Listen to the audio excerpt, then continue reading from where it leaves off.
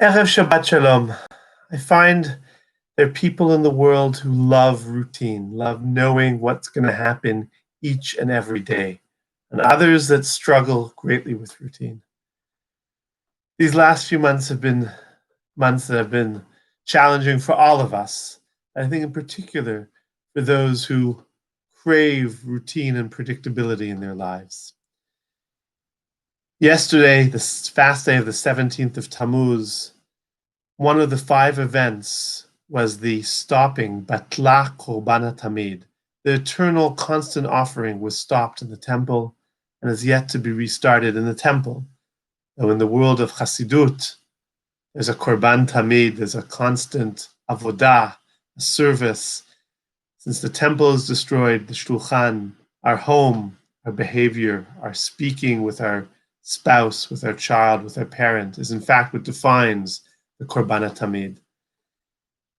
In this week's Parshat Pinchas, we get the commandment to provide this ongoing eternal offering.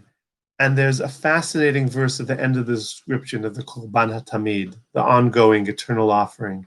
It says, Ha'asuya Bahar Sinai, the Korban Ha'Tamid that was made at Mount Sinai.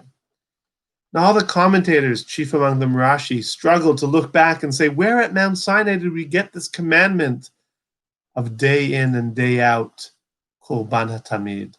And they find, perhaps not in the 10 Commandment version that we're familiar with from Parshat Yitro, but rather from chapter 24, at the end of Parshat Mishpatim, there's another perspective on Mount Sinai. And in that perspective, we're told that Bnei Israel offer an olah and shlamim, and maybe that's a reference to Korban Ha'Tamid.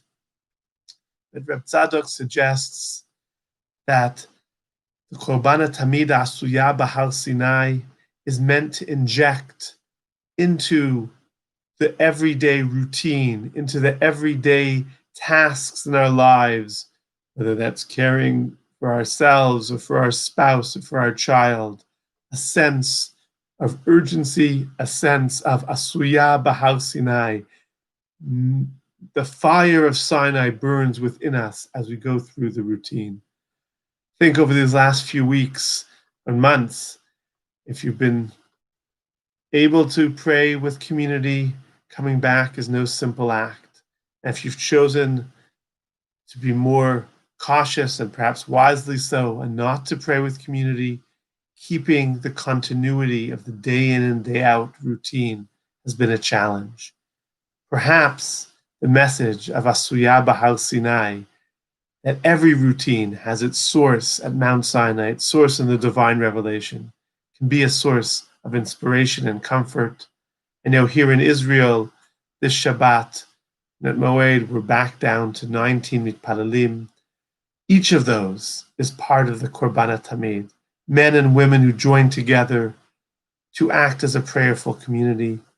But likewise, each of those who don't join together, remain in their homes, are part of this Korban Ha'Tamid. May all of our routines, whether they be towards God or towards those members of our household or our coworkers, have the urgency and the passion of Asuya Bahar Sinai. Shabbat Shalom.